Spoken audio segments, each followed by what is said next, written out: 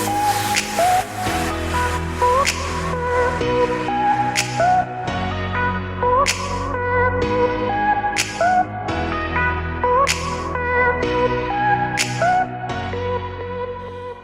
to all the debt warriors listening, and welcome back to another episode of Millennial Debt Domination. I'm your host, Katie Fata.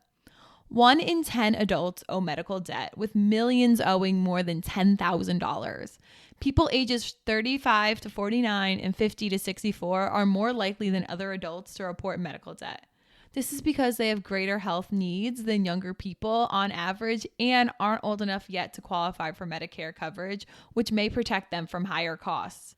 Today, I'll be joined by Dr. Virgie Bright Ellington, who is an internal medical physician and medical billing expert. Dr. Virgie has more than 20 years experience in primary care and psychiatric settings. She's made it her life goal to help patients navigate the conundrum that is the U.S. healthcare system. Dr. Virgie and I will be discussing how medical bills become medical debt, how to navigate emotions associated with medical debt, how medical debt affects your credit, and much more. Now let's get to my interview with Dr. Virgie.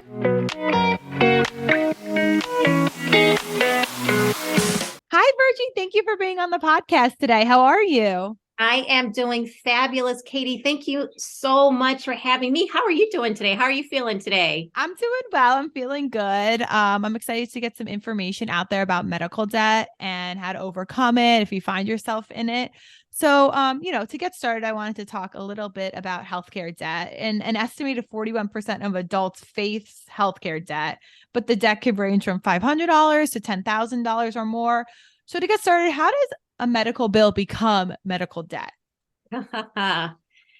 It is because, in short, to just a global statistic, getting to your point, Katie, of those of us in this country, in the United States, that are struggling with medical bills. If you can't pay it off at the end of the month, that means it's debt. The big thing that I think just keeps it all in perspective is that medical bills are the number one cause of debt and bankruptcy, and if you can imagine, stress in the United States. And that says it all. There's different statistics that say, 1 out of 3 adults, in the United States, meaning 100 million people, have medical bills and medical debt. Yeah. But I think just the easiest number to remember, it is the number one cause of debt and bankruptcy, period. So that is how basically medical bills end up becoming medical debt. But frankly, the problem is, Katie, is that there is no such thing as medical financial literacy in the United States. Unfortunately, the United States is the only industrialized country where you have to have medical financial literacy, because without it, you don't have any financial stability, period. Yeah. And, not having medical financial literacy is a way someone can find themselves in medical debt because they don't have the knowledge. And that's so true. So is there any other ways people can find themselves in medical debt? How does it exactly happen to someone? Well, I will tell you one thing that I've discovered, that the number one thing that folks in their 20s and 30s can do that can completely ruin their financial future is to not have health insurance and medical insurance. So the thing is, insurance is what we have when we can't afford. Basically, an insurance company is a risk company. They gamble, right? So it's run by and developed by actuarians, by mathematicians. And so just globally, we all know you don't bet against the house, right? The house is always going to win, right? Except for maybe blackjack or something. But the point is that insurance companies, they say, okay, we are professional gamblers. And so the thing with insurance is you want to have insurance for things that you cannot afford to replace, that you can't just say, okay, at the end of the month, I can come up with this pot of money and I'm good. So you'll see things like you go online or you go to a store, appliance store, whatever, and buy a TV. And they, with even like appliances, even something small, they'll say, do you want like a warranty protection plan with that, or service protection plan with that, or insurance? And you're like, no, thank you. And it's because if it's something that you can replace, I'm not saying you're going to be happy about it. I'm not going to say it's not going to ding your budget, but you can $200 for a replacement TV, or even, a horribly expensive, like $600, you can do it. It won't feel good, but you can do it. So, but destroying your car gets destroyed. If your home is damaged, severely damaged, well, you can replace, let's say you have homeowners insurance, you can replace a broken window. You won't submit a claim to your home insurance for a broken window because that's just something you can handle yourself. But something bigger, yes. So same thing with medical insurance. So we can afford, if we have to, doctor visits or outpatient doctor visits for a checkup or for preventive care. It doesn't feel great. Again, it's maybe a few $100s, but it's not going to devastate our financial future. That's what health insurance, medical insurance is for. It's for catastrophic issues. God forbid you end up with an injury and accident that lands you in the hospital. So there is something called catastrophic insurance. If you're under the age of 29, the ACA, Affordable Care Act or Obamacare, the federal marketplace offers you have the right to purchase, if you don't have traditional health insurance through an employer, the way most of us in the United States get our health insurance. If you don't have that, then you can buy catastrophic health insurance through the federal marketplace or Obamacare or the ACA. Now, let's say that you age out, you hit the magic age of 29 or 30. Well, no, you're not allowed to buy it because it's discounted basically through the federal marketplace, through the ACA or Obamacare. But there are many private policies you can purchase that are catastrophic. They are for like specific things like hospitalization. And if you think you have a big family history, some certain diseases like malignancies or cancers. So that's the one thing we can do.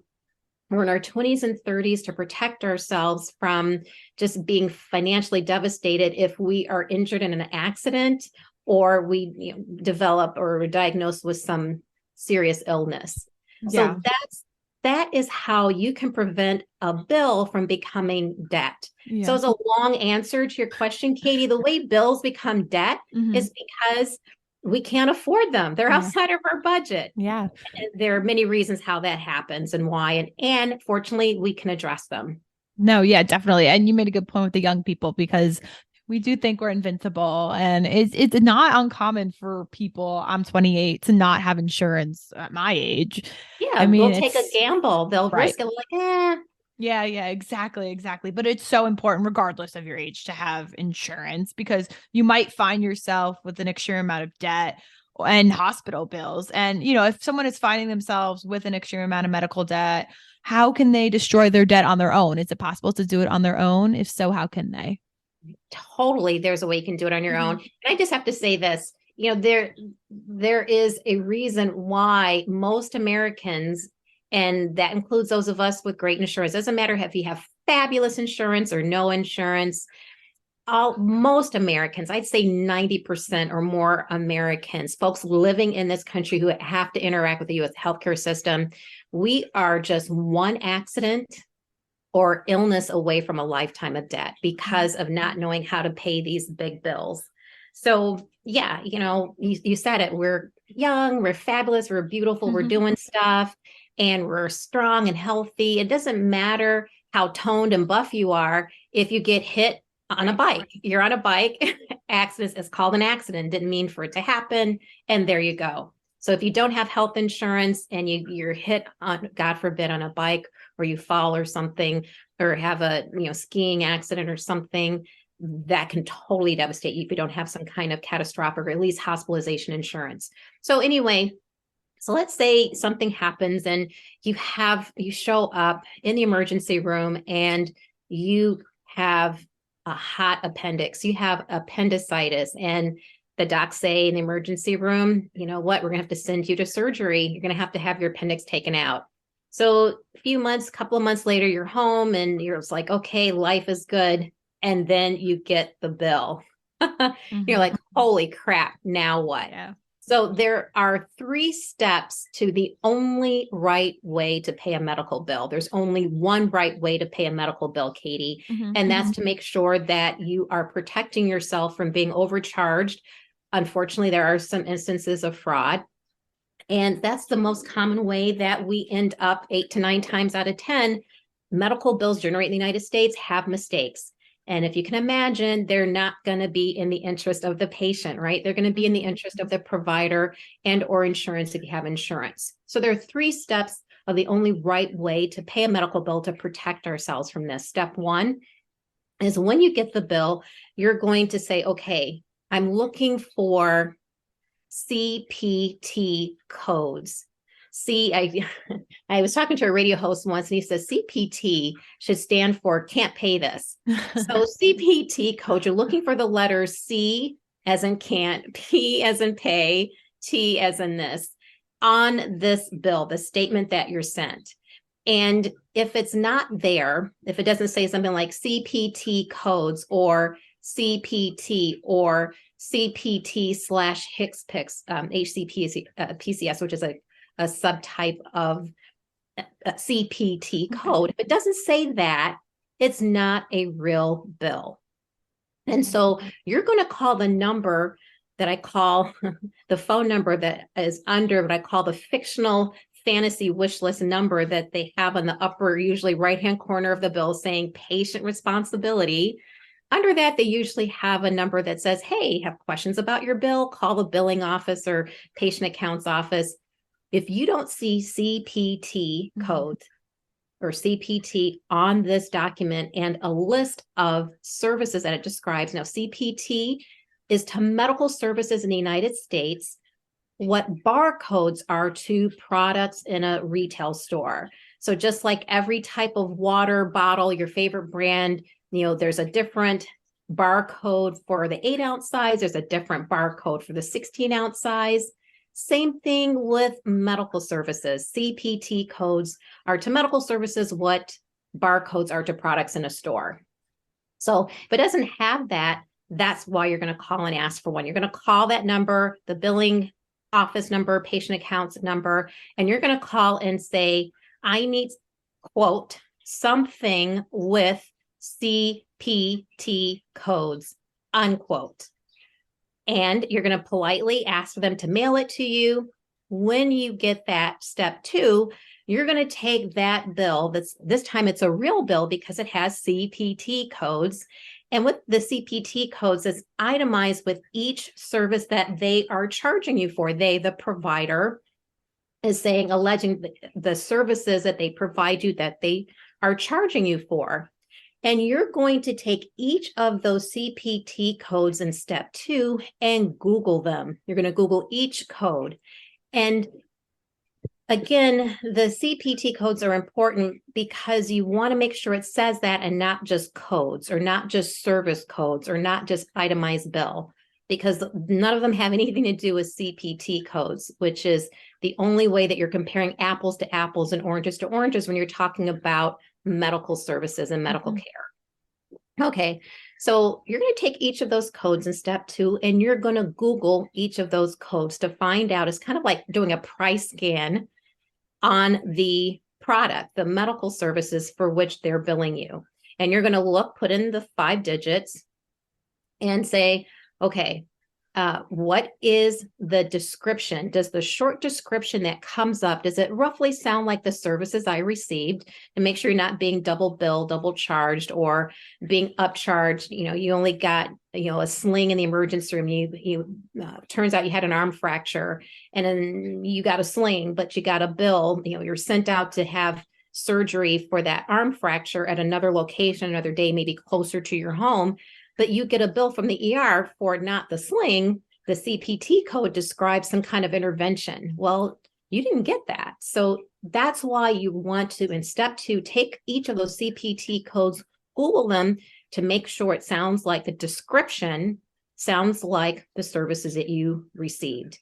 And while you're there Googling in step 2, you're also going to Google what Medicare pays for each of those CPT codes, because you know, excuse me, I have to say a lot of people, when I say, okay, step two, Google what Medicare pays for these codes, people say, well, Medicare, that has nothing to do with me. I am not, that's for old people. Yeah. That has nothing to do with me. And yes, it does. And I'll tell you why. So Medicare, yes, is for people living in the United States or over the age of 65 who don't have health insurance through an employer. And however, there are coverage people who have Medicare who are younger than 65 who have like certain chronic diseases or disabilities. But the thing is, Medicare is the basic best retail price, that the lowest price that the federal government pays for. Is the one price that they pay for medical services. So every provider in the United States uses that as like the bar for the lowest, best price for their medical services that they offer. Anything above that on average is 300 to 500% more. And sometimes it's not unusual, unfortunately, 1,000 to 2,000% more than what Medicare pays. So you're automatically overpaying no matter what if you are not paying the Medicare price for the services you received. Then step three, you're going to total all of the CPT codes that sound correct. That sounds like, oh yeah, that sounds like the services I received. And you are going to call back the number on the first statement that you got and say, okay, I got a bill. Let's use our example of you had your appendix taken out. I got a bill for $10,000, just using a hypothetical example, for my emergency appendix surgery. But in my case, I am willing and able to pay $3,000. Now, you're not going to tell them the research that you did, and you just tell them you are willing. In my case, you are willing, I am willing and able to pay this amount. So you're going to say, who can I speak with? Who can help me make an interest-free payment plan that's in my budget? So I use this hypothetical example a lot. Let's say that you figured out that Medicare pays $3,000 for services that you were billed $10,000. Okay. But this is an emergency and no one plans an emergency. You don't have any money in your budget. You don't have any extra. The most you twisted and turned your budget. And the only thing you can come up with, okay, I can come up with an extra $50 a month every month. Okay. So you're going to say, who can I speak with? I need to speak with someone who can help me make an interest-free payment plan of I am able and willing to do $50 a month. Now, in your mind, Katie, and you're probably thinking the front desk rep, the customer service rep who's answering the phone with the billing department of the medical center may say, well, what? That's going to take forever to pay off. 60 months, 5 years to pay off $50 on a $3,000 bill. And your response is, yeah, and how does it go? A little bit of something is better than all of nothing, because the reason why you want to stand your ground and eventually they're going to accept it is a couple of reasons. First, they say, you know what, it's going to take us forever to get paid. We took care of you when you were needed, or we took care of your loved one. You should pay your responsibilities. Well, yeah, this is fair. I'm paying a fair price. I really appreciate it. I'm making sure that I'm reaching out to you. I'm being proactive. I'm not hiding from this. And you don't have to spend money chasing me. It costs money to send people to collections, to chase them down and send them to collections. So they're going to agree to that because you're being proactive and they're going to get their money. Yes, it'll take you a while, but you will get your money.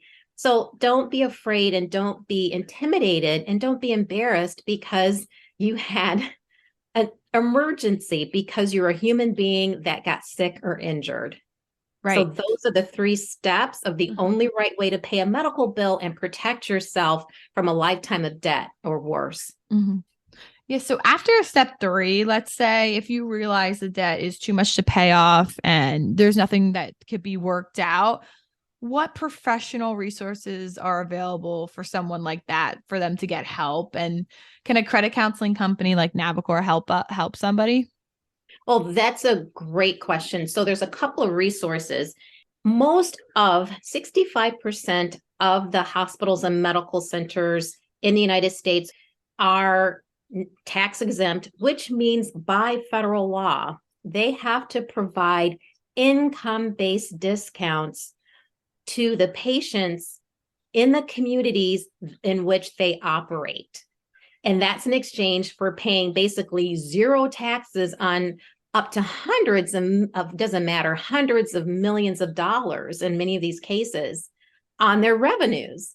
So the thing is that, yes, this is by federal law. There's also a federal law that says that these institutions are supposed to post their policy and their application for income-based discounts. It's sliding scale, basically. It goes under whatever name you want to call it: financial aid, financial assistance, charity care, whatever it is.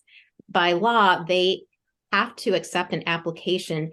Please ask for an application if you received your care at a nonprofit facility or a sliding income-based discount.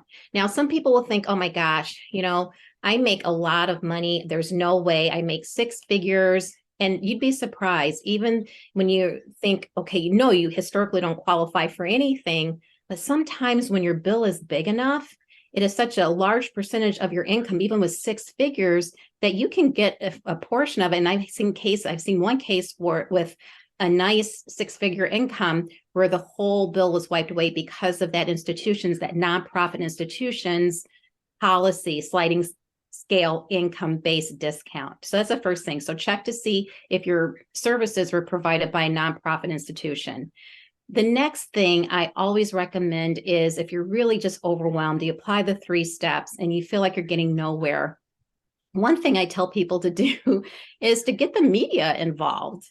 The one thing that medical centers, I say this all the time, I laugh so I don't cry, but you have to do what you have to do.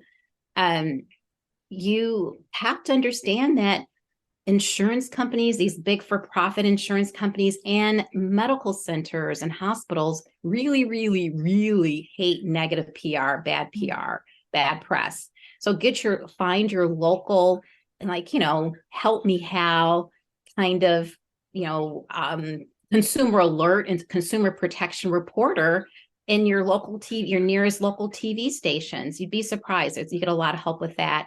And sometimes if you still have like the classic old fashioned, local newspapers, a lot of them are out of production. But if you still have that in your area, there's a lot of them that still do consumer reports and small business, that kind of thing. So reach out to them. The other resource you may want to think about that is actually totally free. Again, these are free resources that I'm talking about, because if you can't pay the bill, you probably don't have a lot of resources to pay for help, right? Mm-hmm. So the big thing I like to talk to folks about is the Patient Advocate Foundation, and they can be found at patientadvocate.org. Mm-hmm. And essentially they will help you for free, or if you call them up, for essentially everything related to problems with the bill. If you think it's just a straight up bogus bill, and while you're waiting to hear back from, let's say, the media, you've been working on it for months and months, and okay, I've reached out to the media, I'm waiting to hear back, reach out to patientadvocate.org and they will help you with these issues. And I've heard that there are folks that I've talked with who said, yeah, they work with them and they do everything up to, the only thing they can't do is if you decide to go to court mm-hmm. over the bill or collections, that kind of thing, they can't go to court with you, but they can do everything else up to that point. Right. So yeah, you can reach out for free resources if you're just overwhelmed, even after you do the 3 steps. Yeah, I'll definitely put the link to that website in the description of this podcast as well. And, if you can afford to, we're a nonprofit credit counseling company and we have a bunch of clients who are with us. And then wonderful. They've come to us because they have been in medical debt. And a lot of them have conquered their debt because they're with us. So of course I'll put the link to our website in the description of this podcast as well. So you could take a look at that there. So, Katie, I do have to tell you, I really appreciate what you do with Navicore. Yeah. It's a big deal helping folks, nonprofits that are helping folks with their bills. It's a wonderful thing. And it's unfortunate that it is so much needed, but it's much needed and much appreciated. So thank you for what you do. Yeah, thanks for that. We definitely try to help people get back on the right financial track. So, and if medical debt is the reason why you have to come to us, we would like to help you, destroy that debt and get back on track. So, not only can an emergency medical procedure or chronic illness put you into medical debt, but it can also cause a wide range of emotions. So, how can someone navigate the complex emotions that come with these situations while also handling their own financial health? Oh gosh, that is a wonderful question, Katie. And I have to tell you, I've been doing this work for a while, and you're the first person who asked me about, hey, resources for help when you are stressed. Again, if medical bills are the number one cause of debt and bankruptcy, the number one cause of stress, right? 100%. Yeah. So I always talk about 211. It's kind of like 911 for every community in the United States for all things help. And believe it or not, you can go to 211.org or just dial 211 in your community. Believe it or not, they help with everything. If you're having difficulty, you need financial resources. Let's say you're a veteran and you're just having a hard time transitioning from being in service to being a civilian again, and you're not doing well with finding work and resources. There's special in your community, in every community in the United States. It's really interesting. They are able to say, okay, well, this is the resources that we have here in this community for this or that. They also have a long list of mental health resources to which they will refer you and give you the list of names in your community when you're struggling with, again, bills. You don't have resources to pay for mental health care. Now, the thing is that the ACA, the Affordable Care Act, was supposed to and did require that insurance companies pay for mental health care, the same thing, what they call behavioral health care, or mental health care, whatever you want to call it, that they pay for it and cover it in the same way they cover any other kind of health care for the rest of our bodies, not just our brains. And basically the parity is just not happening, as you probably have figured out in your travels doing this kind of work, Katie, that you do. Mm-hmm. So I always recommend, if you're struggling and you can't find a mental health resource or the debt that you're dealing with and just life in general, 211, or go online, 211.org. Yeah, definitely. And I will put the 211 in the description of this podcast as well as everything else, so you guys can get that there too.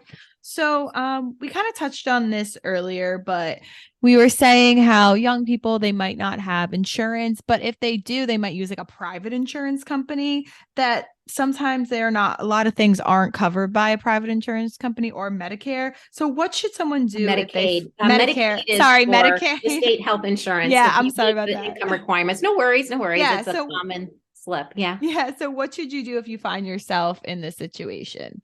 So thank you again for asking. These are awesome questions, Katie. Mm-hmm. For an income, it varies from state to state, but at least try and apply for Medicaid. Okay. The thing is, yeah, it's tough to do. Some states you really have to be destitute, but at least try and see if it is something that you're eligible given your recent income in the last 3 months. There is also a little known thing that if you have medical bills and you don't have a high income that you're struggling with, you can apply for Medicaid and it can be retroactive if you qualify. And again, every state is different. Some states are really, you have to be really destitute, but some states are more generous. You'd be surprised. So just be aware of that. The other thing is, you know what? Let's say that I don't make enough, I make too much rather to qualify for Medicaid. I've already tried it. I can't qualify. I make too much, but I don't make enough to be able to afford the regular ACA or Obamacare federal marketplace monthly premiums. If you look and you stretch and there's just no way you can afford the monthly premiums that's in the federal marketplace, ACA, Obamacare, then at least look at catastrophic care. Now, sometimes I talked about catastrophic care earlier, hospitalization insurance, that kind of thing. So look at that. At least just have that. Just protect yourself from major catastrophe. What you can also do is look into what's called short-term insurance. I don't really like to talk about it a whole lot because it really is short-term. It's no more than like 2 years. But sometimes if you're trying to hang out your shingle, leave a job, a full-time job to be able to hang out your shingle or start your business and become an entrepreneur full-time to get your gig started full-time. Sometimes that's the transition that you need, the bump that you need to carry you over. Yeah. So look into short-term insurance after, if you decide, when you're looking into catastrophic insurance, also look into short-term insurance. If you don't qualify for Medicaid and you cannot afford the regular monthly premiums of a federal marketplace policy. Yeah, it's definitely always important to be insured because medical debt can affect your credit as well. So how can you rebuild your credit if you're affected by medical debt? Awesome to know. Awesome to talk about. Thank you for bringing that up. So medical debt, thank goodness, is increasingly being treated differently than regular consumer debt by the federal government. So one of the things that was done was, and you may or may not have heard about this, is that you have 12 months to dispute a bill. Let's say that you apply the 3 steps and you're like, you know what, you guys overcharged me, or you charged me for care that I didn't receive, or I think my insurance should cover this, but they didn't. So you're in the process of fighting with them. You have 12 months instead of, it used to be until last year, until this year, until last year it was only 6 months. Now you have 12 months and before a provider can send a bill that you're not paying to collections. So that's one protection you have. You have time to dispute a bill and protect yourself and not get bulldozed and think, oh my gosh, it's going to hit my credit. I better just pay it off and run and pay it and put it on a credit card, because then that really affects your FICO score. That really does affect your credit. So you have 12 months to work it out. Try to make that, as I talked about in step 3, that payment plan. If you can't pay it off in 1 month, it's a huge bill, directly with the facility, because that does not show up on your credit report and hit your FICO score. Now, the big protection that the federal government has come up with that started this year also is that once you pay off any medical bill that ended up in collections that's hit your credit report, they have to take it off completely as soon as it is paid. Unlike non-medical debt, regular consumer debt, that stays, even after you pay it off, that stays on your credit report and hits your FICO score for 7 years. The difference with medical bills is once you get it addressed, it comes off. You have the right to have it demand to be taken off right away. So you get a big boost to your credit score and your FICO score once you get any medical bills off of your report. So it's a huge deal.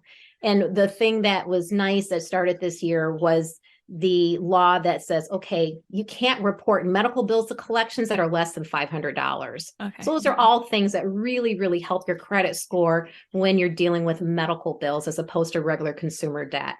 No, yeah, definitely. Thank you for that information. And for anyone else who is looking for more information on this topic, where can listeners get your book? And can you tell us a little bit more about that?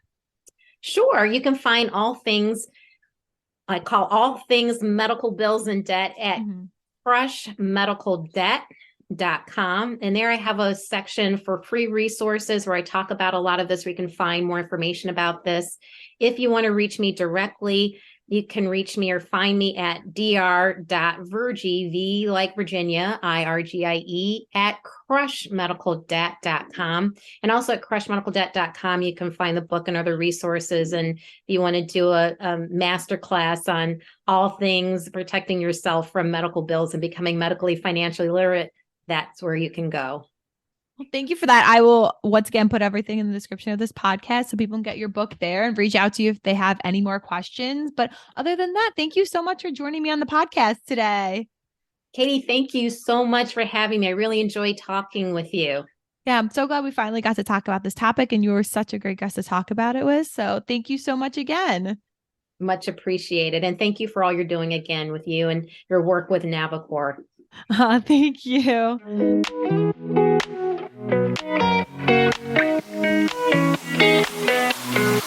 Medical debt affects people of all ages, races, and health statuses. Don't think just because you're young, you won't be affected by a medical emergency, because accidents can happen to anyone. If something happens to you and you don't have health insurance, you could find yourself in serious medical debt.